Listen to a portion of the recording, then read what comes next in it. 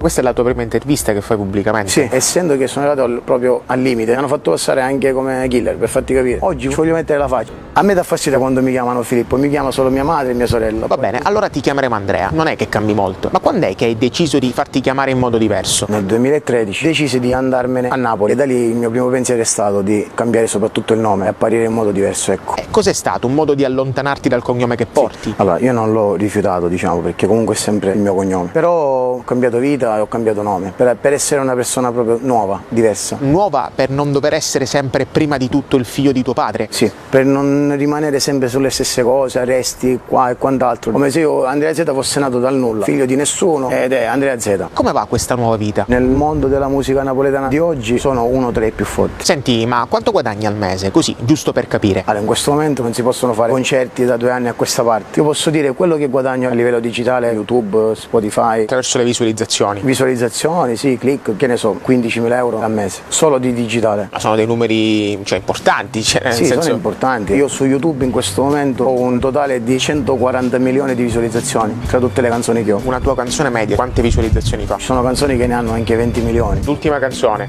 L'ultima canzone... Vediamola, quando è uscita? 1 mese e mezzo fa. E io in un mese ho fatto 1.800.000. Che significa 4.200 euro al mese, solo da questo brano, e solo se non aumentano i click. In più, tutti gli eventi live, ieri sì, siamo stati... insomma, sì, gli eventi privati. Che calcolando una media di 5 a settimana, fanno qualcosa come altri 30.000 euro al mese. Insomma, la vita da cantante sembra andare a gonfie vele. Ma non è di questo che siamo qui a parlare oggi. Andrea si è cambiato il nome, si è inventato un mestiere, ma anche al di là delle accuse che gli muove la procura di Catania, non può dimenticare chi è suo padre, né, a dire la verità, lui vuole farlo. Chi è tuo padre? È la persona che mi ha fatto crescere, la persona che mi ha amato da piccolo. Poi se per la gente, per lo Stato, per la procura, mio padre è un mafioso, sono degli errori suoi e se li paga. Ma sei convinto che tuo padre sia un mafioso o no? Penso che mio padre è stato mafioso in passato. Questo lo pensi? Non lo penso, lo so, però sono passati anni da allora. Ma quando hai capito che tuo padre era un mafioso? Vabbè, già all'età di 6 anni, 7 anni ho sempre visto carabinieri, polizia a casa. Ho vissuto tanti arresti di mio padre, per questo ho sempre capito, ho sempre saputo. E come la vivevi questa cosa? Io ricordo solo pianti. È sempre un padre, è il mio sangue. Ma adesso papà dove si trova? In carcere a Opera. È un regime di massima sicurezza? Sì. Sai che non uscirà più dal carcere? Sì, lo so. Sai quali sono le accuse che hanno portato all'ergastolo a tuo padre? Di omicidi. Di quanti? 2 o 3 mi pare. Però io dico una cosa, io non potrei mai giudicare mio padre su questa cosa, perché io non ho visto mio padre, che ne so, ammazzare qualcuno. Omicidio Salvatore Vittorio, clan rivale, Vito Bonanno e per ultimo Gino Ilardo ucciso perché infiltrato nella mafia. Non è che tu puoi dire io non l'ho visto. No. Lo dice lo Stato, lo dicono le sentenze. No, non lo dice lo Stato, lo dicono i collaboratori. Vabbè, vengono considerati attendibili dai magistrati. Ma io non mi fiderei mai di una persona che prima vive di malavita, poi quando magari prendi 30 anni vai a collaborare. Quindi per te tuo padre non ha fatto quegli omicidi? Non sto dicendo che non li ha fatti, li avrà fatti, come no. Ci credi che ha fatto quegli omicidi, sì o no?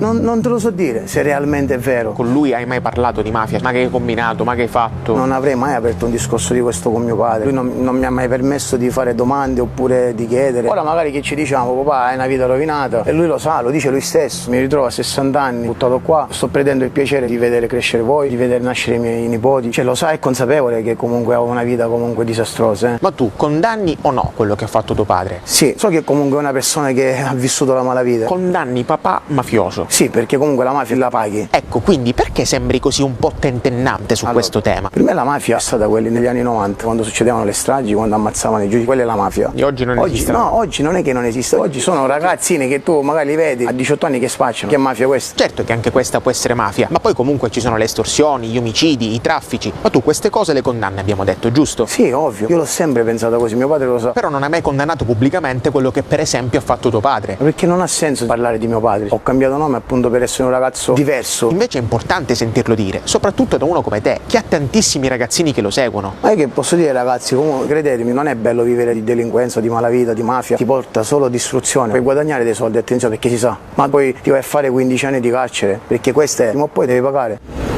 Cioè, tu dall'inizio di questa intervista ci hai raccontato che con la mafia non c'entri nulla. Ma a un certo punto ti arrestano. Sì. Lei la procura si sveglia un giorno e decide di arrestarti così. Io sono stato arrestato per cosa? Solo perché sono andato da mio padre al colloquio e ho detto papà una persona mi fa antipatia? Quello che hai detto ora lo vediamo. Intanto ti ricordi com'è andato l'arresto? Eri a casa? Allora io ero sul divano, stavo chattando, ragazze, cose. Ha detto polizia apra, io ho subito aperto, anche se poi è stato scritto pericolo di fuoco, io ho aperto subito il cancello. Credimi, potevo anche scappare. Invece ho aperto il cancello da ragazzo normale. dobbiamo andare in questura, dobbiamo fare delle domande. Appena sono arrivato davanti alla porta mi hanno messo le mani a braccetto, dobbiamo arrestare, e poi mi hanno portato in carcere. Quindi quanto sei stato in carcere? 3 mesi. In quella stessa operazione portata avanti dalla procura di Catania sono finiti in manette anche tuo fratello e tua madre, oltre ad altre 11 persone, tutti accusati di gestire le operazioni del clan di tuo padre. Tu ovviamente mi stai chiedendo che mio padre mandava ordini da carcere, giusto? Di questo vi accuso? Sì, ho controllato tutti i colloqui. Mio padre non ci dà nemmeno un ordine, uno non ci sta. Non ti darà ordini diretti, ma nelle intercettazioni in carcere parlate di cose strane, ci sono minacce, se non peggio. Cosa ho detto di strano? Rivediamola insieme questa cosa.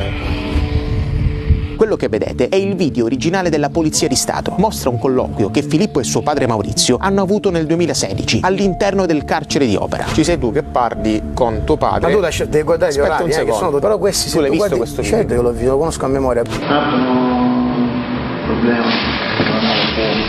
Ma tu lascia stare quello che Abbiamo avuto dico. un problema con uno tutto spaventato, mi vergogno. E qui iniziano a parlare di affari di famiglia, di fideiussioni e di soldi che devono entrare ma non entrano. Fino a che a un certo punto tuo padre mima un gesto della pistola e ti dice: stai attento, tieni gli occhi aperti, mi raccomando. Tuo padre dice Posso? a te, e tu gli rispondi: tranquillo papà, per questo puoi stare tranquillo. Lo levo da in mezzo ai piedi quando dico io. Lo levo da in mezzo ai piedi quando dico io. Io questa risposta non l'ho mai data. Ma è la tua No, voce. no, se mi fai spiegare. Scusami, ma Aspetta, ti mi fai vuoi spiegare. sentire? È la tua voce. Io so quello che ho detto. È tutto il contrario quello che c'è scritto. Io ti dico a mio padre: papà, appena viene gli dico togliti dai piedi anche tu. In siciliano si sente che dico: padre, tranquillo, appena viene ci dico levati da mezzo ai piedi.